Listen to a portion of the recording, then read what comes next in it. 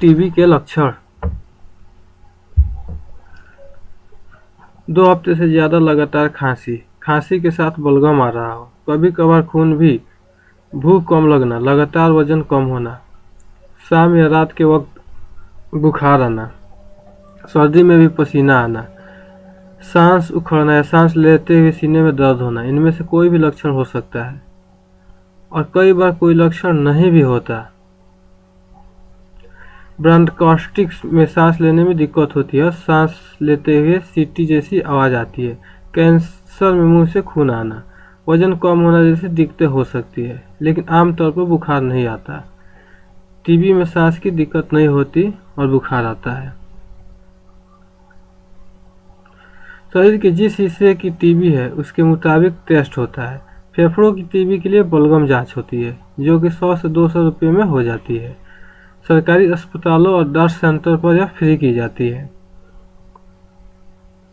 बलगम की जांच 2 दिन लगातार की जाती है। ध्यान रखें कि थूक नहीं, बलगम की जांच की जाती है। अच्छी तरह खांसकर ही बलगम जांच को दे। थूक की जांच होगी तो टीबी पकड़ में नहीं आएगी। अगर बलगम में टीबी पकड़ नहीं आती तो एएफबी कल्चर कराना होता है।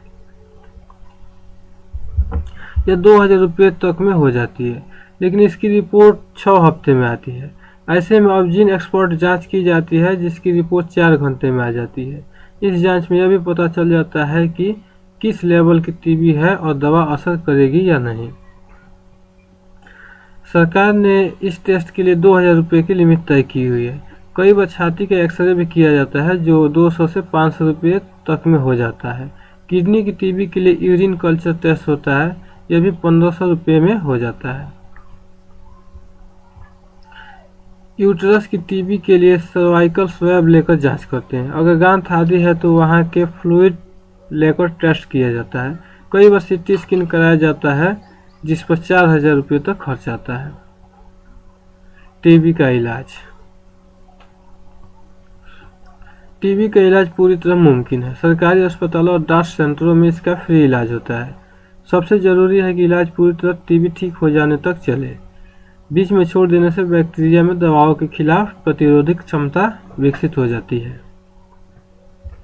और इलाज काफ़ी मुश्किल हो जाता है, क्योंकि आम दवाएं असर नहीं करती। इस स्थिति को एमडीआर या एक्सटीआर यानी multi drugs resistant extensively drugs resistance कहते हैं। आमतौर पर हर 100 में 2 मामले एमडीआर के होते हैं। एमडीआर के मामलों में से 7% एक्सडीआर के होते हैं, जो कि और भी नुकसानदेह है। प्राइवेट अस्पतालों में भी इसका इलाज ज़्यादा महंगा नहीं है। आमतौर पर दवाओं पर महीने में 300 से 400 रुपये खर्च होते हैं, लेकिन अगर एक्सडीआर एमडीआर वाली स्थिति हो तो इलाज महंगा हो जाता है। टीबी का इलाज लंबा चलता है, 6 महीने से लेकर 2 साल तक का समय से ठीक होने में लग सकता है। जनरल यूट्रस की टीबी का इलाज 6 महीने, हड्डी या किडनी की टीबी का 9 महीने और एमडीआर या एक्सडीआर का 2 साल तक इलाज चलता है। इलाज शुरू करने के शुरुआती 2 हफ्ते से लेकर 2 महीने तक भी इन्फेक्शन फैल सकता है, क्योंकि उस वक्त तक बैक्टीरिया एक्टिव रह सकता है। ऐसे में इलाज के शुरुआती दौर में जरूरी एहतियात बरतना चाहिए। मरीज इलाज के दौरान खूब पौष्टिक खाना खाए, एक्सरसाइज करे, योग करे और सामान्य जिंदगी जिए। बचाव कैसे करें?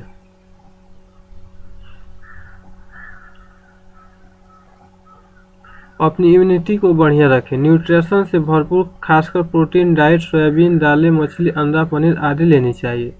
कमजोर इम्यूनिटी से टीबी के बैक्टीरिया के एक्टिव होने के चांस होते हैं। दरअसल टीबी का बैक्टीरिया कई बार शरीर में होता है, लेकिन अच्छी इम्यूनिटी से यह एक्टिव नहीं हो पाता और टीबी नहीं होती। ज़्यादा भीड़ भाड़ वाली जगहों पर जाने से बचें। कम रोशनी वाली और गंदी जगहों पर न रहें और वहां आने जाने से परहेज करें। टीबी के मरीज से थोड़ा दूर रहें। कम से कम 1 मीटर की दूरी बनाकर रखें। मरीज को हवादार और अच्छी रोशनी वाले कमरे में रहना चाहिए। कमरे में हवा आने दे, पंखा चलाकर खिड़कियां खोल दे ताकि बैक्टीरिया बाहर निकल सके। मरीज स्किप्ड एसी से परहेज करे, क्योंकि तब बैक्टीरिया अंदर ही घूमता रहेगा और दूसरों को बीमार करेगा। मरीज को मास्क पहनकर रखना चाहिए। मास्क नहीं हो तो हर बार खांसने या सीखने से पहले मुंह में नैपकिन से कवर कर लेना चाहिए। इस नैपकिन को कवर वाले डस्टबिन में डालें। ध्यान रखना चाहिए कि मरीज यहाँ वहाँ थूके नहीं। मरीज किसी एक प्लास्टिक बैग में थूके और उसमें फिनाइल डालकर अच्छी तरह बंद कर डस्टबिन में डाल दे। मरीज ऑफिस, स्कूल, मॉल जैसी भीड़ भारी जगहों पर जाने से परहेज करें। साथ ही पब्लिक ट्रांसपोर्ट भी यूज करने से बचें। अगर बच्चों को टीबी हो जाए तो काफ़ी घातक होती है, इसलिए पैदा होते ही बच्चे को बीसीजी का टीका लगाया जाता है। बच्चे को टीबी हो जाए तो उसके पूरे शरीर में टीबी फैल सकती है, इसे मिलियरी टीबी कहा जाता है। बच्चे के दिमाग तक इसका असर हो जाए तो उस स्थिति को मेनिंजाइटिस कहा जाता है। यह स्थिति घातक हो सकती है। अगर किसी महिला को यूटीएस की टीबी हो जाए तो उसके मां बनने की दिक्कत आती है। हालांकि सही इलाज होने के बाद वह मां बन सकती है। प्रेग्नेंट महिला को अगर टीबी है तो आमतौर पर यह बीमारी मां से बच्चे को नहीं लगती। बच्चे को जन्म के फौरन बाद टीबी से बचाव की दवा भी दी जाती है। दूध पिलाने वाली मां को भी दवा जारी रखनी होती है। बच्चे को दूध आदि पिलाने के दौरान मां को मुंह ढककर रखना चाहिए ताकि बच्चे को इन्फेक्शन न हो। अगर 3 हफ्ते से ज़्यादा खांसी है तो डॉक्टर को दिखाएं। दवा का पूरा कोर्स करें, वह भी नियमित तौर पर। खांसते हुए मुंह और नाक पर नमी रखें। न्यूट्रिशन से भरपूर खाना खाएं। बीड़ी, सिगरेट, हुक्का, तंबाकू, शराब आदि से परहेज करें। क्या न करें?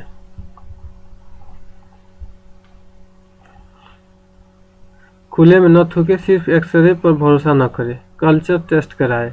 डॉक्टर से पूछे बिना दवा बंद न करें।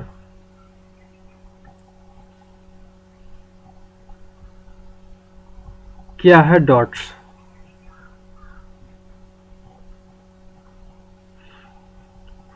डॉट्स यानी directly observed treatment short course TB के इलाज का अभियान है। इसमें टीबी की मुफ्त जांच से लेकर मुफ्त इलाज तक शामिल है। इस अभियान में हेल्थ वर्कर मरीज को अपने सामने दवा देते हैं ताकि मरीज दवा लेना न भूले। हेल्थ वर्कर मरीज और उसके परिवार की काउंसलिंग भी करते हैं। साथ ही इलाज के बाद भी मरीज पर निगाह रखते हैं। इसमें 95% तक कामयाब इलाज होता है। दिल्ली एनसीआर में 7 डॉट्स सेंटर और 18 डॉट्स कम माइक्रोस्कोपिक सेंटर है।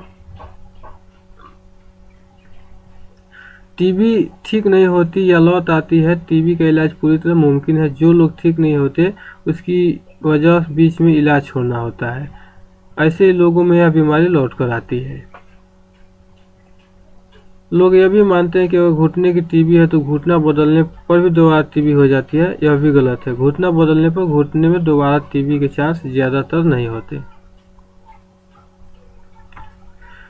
गरीबों में ही होती है यह बीमारी। अमिताभ बच्चन जैसे सुपरस्टार को टीबी होना यह साबित करता है कि यह बीमारी किसी को भी हो सकती है।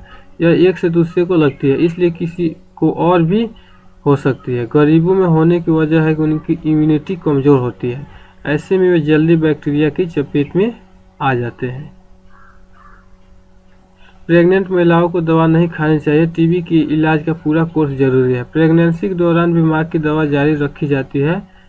इन दवाओं का बच्चे पर कोई बुरा असर नहीं होगा। सरकारी दवाएं ज़्यादा असरदार नहीं। सरकारी दवाएं और डॉट्स प्रोग्राम भी प्राइवेट अस्पतालों के इलाज की तरह ही असरदार है। दवाओं में कोई फर्क नहीं है। उल्टे फायदा यह है कि सरकारी अस्पतालों में यह फ्री मिलती है। हाँ, दवाएं पूरी खानी चाहिए। फर्स्ट लेवल के टीबी के ठीक होने के 95% तक चांस होते हैं। लेकिन अगर दवा पूरी न खाएं और टीबी सेकेंड लेवल पर चली जाए तो ठीक होने के चांस कम होकर 60% ही रह जाते हैं। टीबी सिर्फ फेफड़ों की होती है। टीबी शरीर के किसी भी हिस्से में हो सकती है। हालांकि ज़्यादा मामले लंग्स की टीबी के